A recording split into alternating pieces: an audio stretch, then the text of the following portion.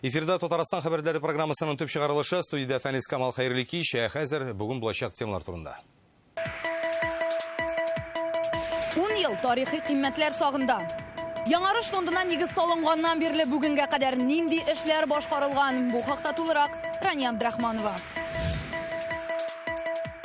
Суык тия башлады. Кайбер мәктәпләрдә сыйныфлары белән авырыйлар. Татарстандагы хәл турында Фәйрүзә Мәҗитова. Татарстанда 1 миллион үсенте утыртылачак. Урман хуҗалыгына безнең игътибар булачак. Урманчылар алдында нинди бурычлар куела? Иң алдынгы технологиялар белән Руслан Сидиновта танышып кайтты. Алар имтиханны аудиторияда түгел, роль артында тапшырды. Икенче ел катнашам. И барыбер җиңәсе килә, беренче урынны алу дәрт хисе бар. Студентлар арасындагы автосессияда Илдар Сафиуллин да булып кайтты. Мәскәүдә коронавирус көчәю сәбәпле чикләүләренә кире кайтаралар. Мэр Сергей Собянин оешма җитәкчеләренә хезмәткәрләрен өйдә торып эшләүгә күчерергә тәкъдим иткән 65 яшьтән өлкәнрәкләргә һәм хроник авырулары булганнарга өйдә калырга киңәш ителә. Чикләүләр илнең тагын 15 төбәгендә саклана. Татарстанда исә аерым кебек сезонлы чир йоктыручылар саны арта башлаган. Бу хакта бүген Роспотребнадзорның төбәк бүлеге җитәкчесе Марина Потяшина белдерде. Грипп әлегә беркемдә дә табылмаган, табылуын шулай да йогышлы вирустан саклану зарур. Мәктәпләрдә температурасы югары булган укучыларны өйләренә кайтарып җибәрү очраклары да арткан, сыйныфлары белән укымаучылар да бар. Республикадагы хәлгә белгечләр бәясен Фәйрүзә Мәҗитова туплады. Никогда вот такое количество детей мы не отстраняли от занятий в предыдущие годы. Марина Потяшина Чаңсуга узган тәүлектә 185 укучының мәктәпкә килгәч температурасы барлыгы ачыклана. Алар өенә кайтарып җибәрелгән. Уку елы башыннан бирле 4000-гә якын баланы дәрескә кертмиләр. Сыйныфлары белән укымаучылар да бар. При 20% отсутствии детей в классе. Әгәр сыйныфта укучыларның 20% авырый икән, димәк укучыларның барысында 7-10 көнгә дәресләрдән азат итәләр. Нигездә балалар ОРВИ белән авырый. Белем бирү учреждениеларында коронавирус очраклары да бар. Мөгаллимнәр, укучылар һәм студентлар арасында COVID-19 кешедә табыла. Единичные случаи, они возможны. Булай гына була инде ул. Бу очракларда төрле оешмаларда төрле һөнәр ияләре авырый. Ә менә бер оешмада күп кеше йоктырса, ул куркыныч әйбер. Димәк, бу коллективта тиешле таләпләр үтәлми дигән сүз. Соңгы тәүлектә Татарстанда коронавирусның 25 яңа очрагы ачыкланган. Күпчелеге өйдә дәвалана. Пандемия башланганнан бирле авыручылар саны 7000-нән артып китте. Мы работаем в прежнем режиме. Без элеккеге режимда эшлибез. Госпитальләрдә эшли, койка ятаклар да җитәрлек. Медицина ярдәме күрсәтүдә өзеклек юк. Бүген әйтүләренчә, ОРВИ очраклары артты дип чикләүләрне кире кайтармыйлар. Шулай да сак булырга киңәш итәләр. На сегодня мы с вами только 3 недели пережили. Быелгы ОРВИ сезоны ул элеккечә булмаячак. Быел коронавирус бар. Без әле яңа уку елында 3 атна гына укыдык. Менә хәзер күпләр ялдан кайта. Шуңа күрә хәл тыныч түгел. Без сентябрь-октябрьдә дә хөкүмәтнең 208-нче карары буенча яшәүне дәвам итәчәкбез. Сакланыр өчен Татарстан халкына грипптан бушлай прививка ясарга киңәш итәләр. Казанда аны барлык метро станцияләре янында эшләп була. Бүген республика халкының 16% аны кататкан инде. Фәйрүзә Мәҗитова, Дмитрий Аренин, Алмаз Зиядинов, Яңа Гасыр каналы. Әйтер сүзегез булса, безгә дә хәбәр итегез. Редакциянең WhatsApp номеры 89874200101. Яңалыкларны язып та, фото һәм видео язма рәвешендә дә җибәргә мөмкин. Кызыклы мәгълүмат булсынмы, борчыган мәсьәләләрме, барысында кабул итәбез. Россиядә күпләп агач утырту акциясе бара. Бүгеннән аңа Татарстанда кушылды. Бу вакыйга бездә ике яктан үзенчәлекле иде. Беренчедән Татарстанга федераль урман хуҗалыгы агентлыгы җитәкчесе Сергей Анаприенко килде. Икенчедән алар президент Рөстәм Миңнеханов белән пробиркада махсус үстерелгән, ягъни клонлаштырылган агачлар утырттылар. Алар урман фондын яңартырга мөмкинлек бирәчәк. Республиканың алдынгы Кызыл Йылдыз урман хуҗалыгы бу. Президент Рөстәм Миңнеханов белән федераль урман хуҗалыгы агентлыгы җитәкчесе Сергей Анаприенконы яшь урманчылар каршы ала. Мы юные лесоводы, мы лесничество отряд. Сергей Анаприенконың Татарстанга беренче сәфәре түгел. Гыйнварда ул Саба урманчылыгы белән танышкан иде. Килгән сайын республиканы үрнәк итеп куя. 10 ел дәвамында Татарстан урманнарында янгын чыкканы юк. Вы тем самым всем раз уменьшили ущерб от лесных пожаров. Безнең Мәскәүдән килгән җитәкчебезгә күрсәтерлек әйберебез дә бар. Ул сезнең зур хезмәтегез, без аны күрәбез. Шуңа күрә киләчәктә дә урман хуҗалыгына безнең игътибар булачак һәм ярдәм булачак. Ә сезгә исәнлек, саулык, матур итеп эшләргә. Рәхмәт сезгә. Татарстан урманнары Россия күрсәткечләренә караганда тизрәк үсә, димәк сортлары дөрес сайлап алына, карыйлар, авырулардан саклыйлар. Башка өлкәләр безнең дәрәҗәгә 2024 елда гына җитәчәк. Томырлар уже формированный, үзләре стаканчикта, и шул стаканчиктагы томлык белән дальше үсүләрен дәвам итәләр һәм үсеп китәләр. Урманчының иртә яздан кара көзгә кадәр аның эштә ул. Иртә язда аның посадкасы башланса, үсентеләр үсендерү, көз көне шушы яз утырткан үсентеләрне тикшереп, тагын бер тапкыр дополнение дигән мероприятие уздырабыз. Татарстанда бар тик сәламәт агачлар гына утыртыла, аларны галимнәр пробиркада үстерә, фәнни телдә клонлаштыру дип атала. Бу чиратында урман фондын тизрәк яңартырга мөмкинлек бирә. Нарат, юкә, карагайга өстенлек бирелә. Бу эшләр экология илкүләм проекты буенча башкарыла. Без бүгенге көндә усак, кайын һәм имән агачларын клонлаштырып, үрчетеп, шуларны саженцы ясыйбыз. Россиядә урманнарны саклык акциясе бара. Бүген Рөстәм Миннеханов белән Сергей Анаприенко аңа кушылдылар һәм яшь наратлар утырттылар. Агач утырту әле белән генә төгәлләнми. Иртәгә республиканың барлык районнарында да агачлар утыртачаклар. Урман хуҗалыгы министрлыгы 1 миллион менә шушындый үсенте әзерләгән. Балык бистәсе районнан Руслан Хусудинов, Ринат Сафин, Яңа Гасыр каналы. Урман утырту һәм урманчылыкларының модди техник базасын ныгыту турында Рөстәм Миннеханов бүген Урман хуҗалыгы федераль агентлыгы җитәкчесе Сергей Анаприенко белән хөкүмәт йортында сөйләште. Тармак өчен кадрлар әзерләү һәм урманнарны нәтиҗәле файдалану мәсьәләләре буенча да фикер алыштылар. Рөстәм Миннеханов бүген Үзбәкстан премьер-министры киңәшчесе Мәхреддин Хайретдинов белән очрашты. Татарстан президенты Үзбәкстан вәкилләренә илләр арасындагы мөнәсәбәтләрне ныгытуга керткән өлеше өчен рәхмәтен белдерде. Ул билгеләп үткәнчә, заманча икътисади шартларда хезмәт күрсәтү өлкәсен үстерү һәм товар әйләнешен арттыру мөһим. Хәзерге вакытта Үзбәкстанда Татнефть ягулык станцияләре эшли, шулай ук КАМАЗ йөк машиналары да җибәрелә. Президентның кичәге юлламасы буенча фикер алышу бүген дә дәвам итте. Алдагы көнне депутатлар, хөкүмәт әгъзалары үз фикерен җиткерсә, бүген сәясәт белгечләре, төрле милләт һәм дин вәкилләре түгәрәк өстәргә җыелды. Рөстәм Миннеханов дәүләт советына гына түгел, бөтен җәмгыятькә мөрәҗәгать итте диyorlar. Тормышның төрле тармакларына президент юлламасы ничек тәэсир итәчәк? КФУның экспертлар советы утырышында катнашучылардан сорадык. Бу инде пандемия чоры юлламасы дип әйтергә була. Чөнки инде безнең экономика, башка өлкәләрдә шактый артка китеш булды.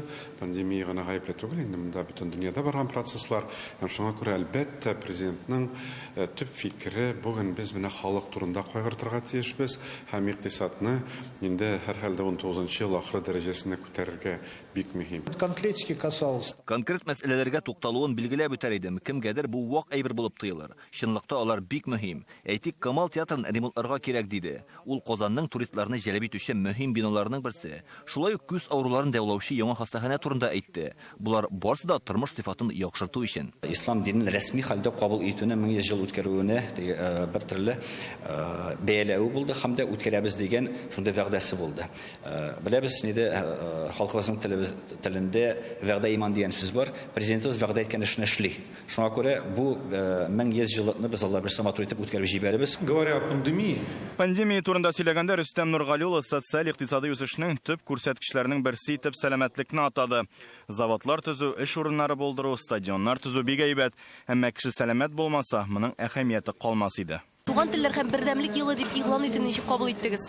Ул инде бер яктан без бит инде президентның сайлау алдыннан мәкаләләрен укыдык, шуның өчен бер яктан көтелгән булса, икенче яктан ук шулай ук барыбер менә шундый авыр чорда ничектер үзенчәлекле булып яңгырады ул шушы елны игълан итү. Төпләп карасаң инде ул дөрес һәм бик уйланып эшләнгән эш. Чөнки бу мәсьәләгә татулык кертмичә, бүтән зур планнарны кору мөмкин түгел.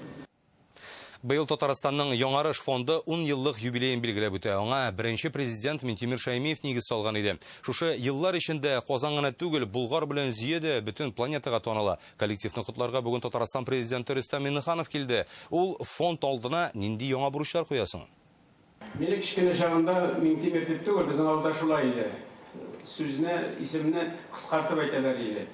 Мине Минтимер дип түгел, Минкәй дип. Шул вакытта кечкенә Минкәй шундый зур эшләр башкарачагы турында белде микән? Хәзер инде ул Минкәй түгел, аңа зур ихтирам белән Минтимер Шәрип улы диләр. Татарстанның беренче президенты булудан тыш Минтимер Шәймиев республикадагы мәдәни мирас объектларын торгызучы да. Әле 10 ел элек кенә Казан һәм Татарстан дигәндә күпләр күз алдына нәкъ менә Кремльне китерә иде. Ул республикадагы ЮНЕСКО исемлегенә кертелүче беренче тарихи объект. Ә хәзер алар өчәү, инде 4-нчесе чиратта Энгельгард обсерваториясе. Сейчас организуем раскопки. Знаете, какая будет красота. Барысы да шушы мизгелдән башлана. Яңарыш фонды тәүге проектларына 10 ел элек нигез сала. Шушы 10 елда без сезнең белән бергәләп тарихи ядкарларны, архитектура ансамбльләрен торгыздык. Заманча инфраструктура булдырдык. Җирлекләрне төзекләндердек. Һәм иң мөһиме, ата-бабаларыбызның динен, традицияләрен һәм мәдәниятен тергезүгә керештек һәм тотындык ныклап. Бу зур эш безнең барыбызның да иң күркәм, иң игелекле сифатларыбызны ачып бирә дип әйтсәм, ялгыш булмас. Вообще 10 лет назад мы даже не предполагали. 10 ел эчендә без тарихның төбенә төштек, тарихи һәйкәлләрне төзекләндергә өйрәндек. 10 ел эчендә Татарстанның 2 объекты бер-бер артлы ЮНЕСКО исемлегенә кертелде. Бу борынгы Болгар һәм Зия утрау шәһәрчегендәге Успение гыйбадәтханәсе һәм монастыре. Моннан тыш 2017 елда фонд хисабына Болгар Ислам академиясе төзелә. Хәзерге вакытта Казан Изгана иконасы чиркәвен торгызу белән мәшгульләр. Мәчетләребезгә карасак, Болгар Ислам академиясе бу академиянең булуы белән хәзер безнең динебезнең уку системасы тамамланды дип әйтеп була. Татарстанның бу һәйкәлләрне Россиядә, дөньяда күрсәтергә бик зур урын алып торалар. Һәм безнең тарихта, Татарстан тарихында, Россия тарихында бу объектлар ул Болгарда, Свияжда һәм алар белән бәйле булган проблемалар фәнни яктан да, җәмгыять тарафыннан да яңарыш алды. Татарстан президенты фонд эшчәнлеген искитмәле зур хезмәт дип атады. Бу эшкә алынмасак, мондай һөнәрләр һәм фәнни юнәлешләр барлыгын әле белмәгәндә булыр идек, диде ул. Это огромный труд людей, команды, возглавляемой нашим первым президентом Минтимером Шәриповичем. Под его авторитет, под его видение собрались и ученые, и предприниматели, и строители. Рөстәм Миңнеханов тарихи мирас объектларын торгызу өчен Яңарыш фонды коллективына рәхмәт хаты тапшырды. Бик зур рәхмәт, Минтимер Шәрипович. Зур эшләр эшләнә. Менә яшьләр монда. Без бик шатланабыз. Бу безнең фонд янында шундый яшьләр кызыксынып, ярдәм итеп, киләчәктә дә матур итеп эшләргә насип булсын. Барыгызга да исәнлек, саулык, рәхмәт. Юбилей белән котлаулар килә тора. Тышкы эшләр министры Сергей Лавров, ЮНЕСКОның элеккеге директоры Ирина Бокова котлаган. Вы поняли глубокий смысл наследия. Сез мирасның тирән мәгънәсен аңлагансыз. Мәдәни мирас ул тарих кына түгел, ә буыннарны бәйләүче чылбыр.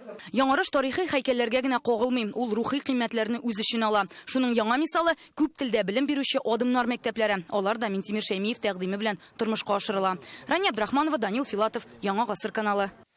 Бүген бердәм Россия партиясе рәисе Дмитрий Медведевның Казандагы бүлегендә кабул итү көне иде. Мәктәпкәчә яшьтәге балалары булган ата-аналар сорауларына дистанцион рәвештә җавап бирделәр. Белгечләр белән элемтәгә WhatsApp, Instagram, Skype, Минем депутат порталы аша һәм Кайнар линия телефоны ярдәмендә чыгып була иде. Россия хөкүмәте Татарстанга 3нче бала өчен түләргә өстәмә акча бирәчәк. Аларны кем ала? Бүген Реальное время сайтыннан укып таныша аласыз. Хәзер без күрсәтәсе сюжет үз аякларында атлап йөрергә хыялланучы малай турында. Аның теләген сез дә тормышка ашыра аласыз. Илья Красильниковка нибары 5 яшь, анда ДЦП, аяклары хәрәкәтләнми. Нәни малай хыялына ирешер өчен көн саен елый-елый иртәдән кичкә кадәр тренажерда шөгыльләнә. Тернәкләндерү үзәкләрендә дәвалана, тик ул гына җитми шул. Чит илгә операция сатырга барга кирәк, моның өчен 3 миллион ярым сум акча җыясы. Давай. Аяклары урта бик кыен, тик малай тырыша, йөрисе килә аның. Иң зур хыялын тормышка ашырыр өчен шөгыльләнергә кирәк диянисе. Вот эта вот спастика, вот она мешает ему полностью разогнуть ножки. То есть у него носочки не полностью разгибаются. Ильяның аяк куллары хәрәкәтләнми, анда ДЦП. Тернәкләндерү үзәкләрендә дәвалангач, кул мускуллары бераз йомшара, ләкин аяк мускуллары каткан, басарга ирек бирмиләр. Илюшка у нас родился на срок. Илья 28 атнада туа, 3 көннән баш миенә кан сауды. Бу неврология авыруларының сәбәпчесе булды да инде. Тернәкләндерү үзәкләренә йөрдек. Ильяга ни бары 5 яшь, ул утырырга, үрмәләргә, сөйләшергә, хәтта хәрефләрне танырга да өйрәнгән. Это? Это? Улларын аякка бастырыр өчен әти-әнисе төрле табиблар белән киңәшләшә. Америка хастаханәсендә ярдәм итәргә вәгъдә иткәннәр. Тик операцияны ясатыр өчен 3,5 миллион сум акча кирәк. Нас пригласили в Сент-Луис. Безне Сент-Луис шәһәренә чакырдылар. Хирургның бу өлкәдә 30 еллык тәҗрибәсе бар. Операциядән соң тагын бер ай күзәтү астында булырга кирәк дип әйтте. Илья башта тотынып, соңыннан мөстәкыйль рәвештә үзе йөреп китәчәк дип ышандырдылар. Операция гыйнвар аена билгеләнгән акчаны 45 көн алдан күчерергә кирәк ди Елена Красильникова. Мондый операция 6 яшькә кадәр генә ясала. Я очень хочу научиться ходить. Шулпан Касымов, Вадим Ларионов, Яңа гасыр каналы. Студентлар машина йөртү осталыгын күрсәтә. Казанда бүген узган финалда көндәшлек көчле иде. Район этапларында җиңү яулаган 39 катнашучы килгән. Конкурс 10-нчы тапкыр оештырылды. Старттан ук тәгәрмәчләрне сызгыртып кузгалып китсәләр дә ярыш кагыйдәләрен истә тоталар. Мамадыш егете Илназ конкурста 2нче мәртәбә катнаша. Бу юлы каушап тормый, җиңү теләге йөзенә чыккан. Ойлар буе, то есть менә шу 2 ел буена бик әһәмиятле итеп әзерләндек. И җиңергә тырышабыз.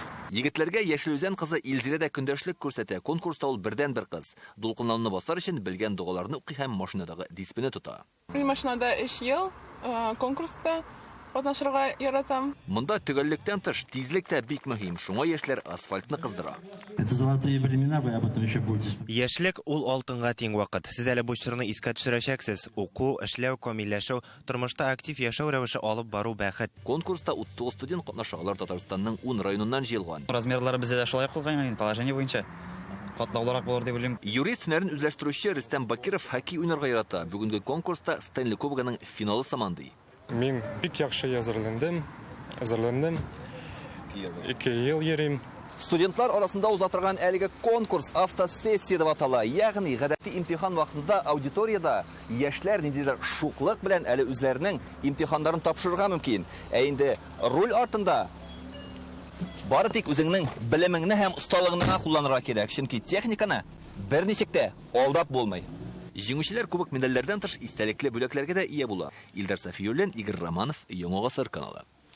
Иртәгә бөтен дөнья татарларын татарча диктант берләштерәчәк. Элек аны зур залларга җыелып, күп урыннарда чын бәйрәм оештырып уздыра иделәр. Быел пандемия үз йогынтысын сиздерми калмый. Туган телебездә диктант язу онлайнга күчте. Аңа кушылыр өчен нишләргә соң? Бу хакта безнең репортаж. Шимбә көндезге сәгать 11. Дөнья буенча татарча диктант язуга нәкъ шушы бер үк вакытта керешәчәкбез. Бөтен дөнья татарларын берләштерәчәк әлеге зур чарага кимендә 100 мең кеше кушылырга тиеш.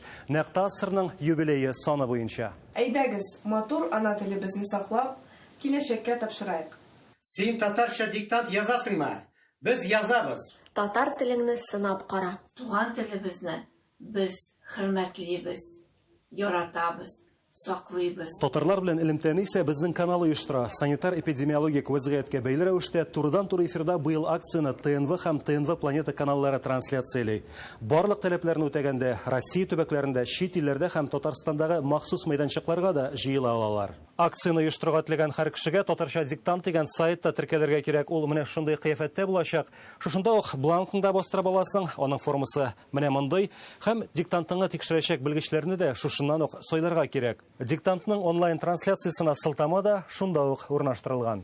Өйдән генә язырга теләгәннәр диктантны башкарып чыккач тикшертү өчен сканерларга тиеш була. Яхшы сыйфатлы фотография булу шарт. Ә инде тикшертү өчен татарча диктант gmail.com адресына яки WhatsApp номерына җибәргә кирәк була. Татарстан, Россия төбәкләрендә яшәүчеләргә һәм чит илләрдәге милләттәшләргә алар төрле һәм экранда тәкъдим ителгән. Билгеле сезне нәтиҗәләрне игълан итү вакыты һәм аларны белү юлы да кызыксындыра. Бәяләмә 30 көннән дә соңармый кабат шушы ук сайтка урнаштырыла. Билгеләрне бланктагы код сүзе һәм исем фамилия буенча белә алачаксыз. Аерым мәйданчыкны оештыручы да моны башкарырга җаваплы. Шәхси кабинетына кереп билгеләрне үзең урнаштырасың. Әмма шуны онытмыйк. Гыйлемеңне тикшерү һәм дөрес язу үз максат түгел.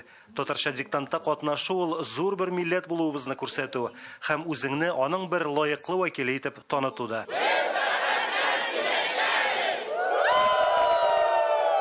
Радио Гыймаев, Игорь Романов, Яңа Гасыр каналы. Республикада волейбол буенча ярышлар һәм турнирлар яңадан үткәрелә башлаячак. Бу хакта бүген Татарстанның волейбол федерациясе президиумының киңәйтелгән утырышында билгеле булды. Аны Фәрит Мөхәммәтшин видео элемтә аша уздыра. Уеннар барлык санитар таләпләрне исәпкә алып узачак. Волейбол федерациясе ел ахырына кадәр планлаштырылган чаралар белән дә таныштырды. Динамо һәм Зенит командаларына 2021 елга бурычлар да билгеләнде. Фәрит Мөхәммәтшин сүзләренә караганда, мәктәп һәм студентлар лигасын көчәйтергә кирәк. Чемпионнарны тәрбияләүдә тренерларга шартлар тудырырга кирәклеген дә ассызыклады.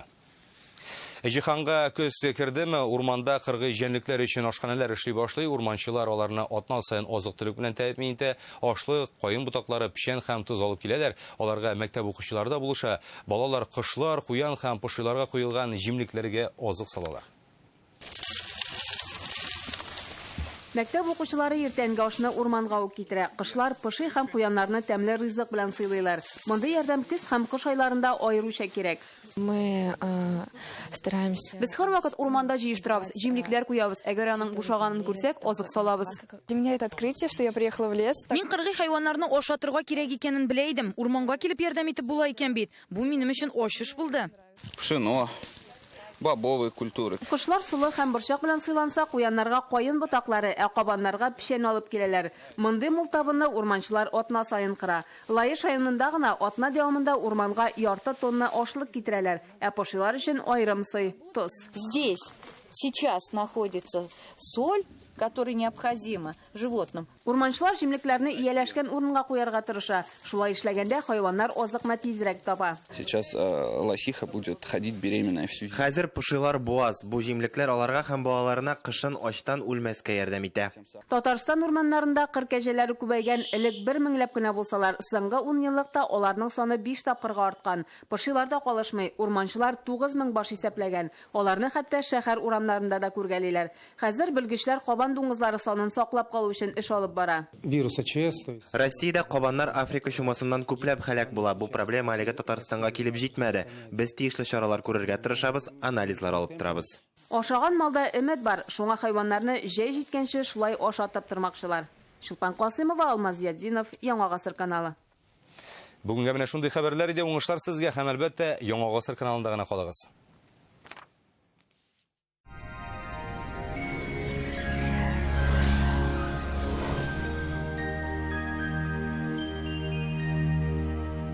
Исәнмесез, ял көннәрендә безне нинди һава торышы көтә икән? Монысын Иганәшнең мәгълүматын ишеткәннән соң белербез. Данил Майстер белән берлектә барлык нечкәлекләрне исәпкә алып, җиренә җиткереп эшләнгән уникаль аш бүлмәсе ясагыз. Кухняның өчде проекты китереп бирү һәм урнаштыру бүләккә. Казан шәһәре Восстание урамы 23-нче йорт. Телефон номер 260-766. Данил Майстерга һәр клиент кадерле. Яндекс погода мәгълүматы буенча көньяк көнчыгышта Бөгелмә Баулы авызына кадәр аязучан болытлы һава 17 градус җылы. Төньяк көнчыгышта Түбән Кама ярчалы Алабугада болытлы көн 19 градус. Төньяктан Актаныш Әгерҗе Менделеевскида сүрән көн җылылык 18 градус. Төньяк көнбатышта кояш болытлар арасыннан сирәк кенә күренгәлиячәк 17 градус җылы. Көньяк көнбатышта Болгар буа чүпрәледә явым-төшемнәр көтелми 19 градус. Чистая Нурлатмамады Чирмешәндә аязучан болытлы һава 18 градуска кадәр җылы. Доктор Ос федераль шелтәрнең медицина үзәге сезгә операциясыз һәм авыртусыз умыртка баганасы һәм буыннар белән булган проблеманы хәл итүдә ярдәм итә.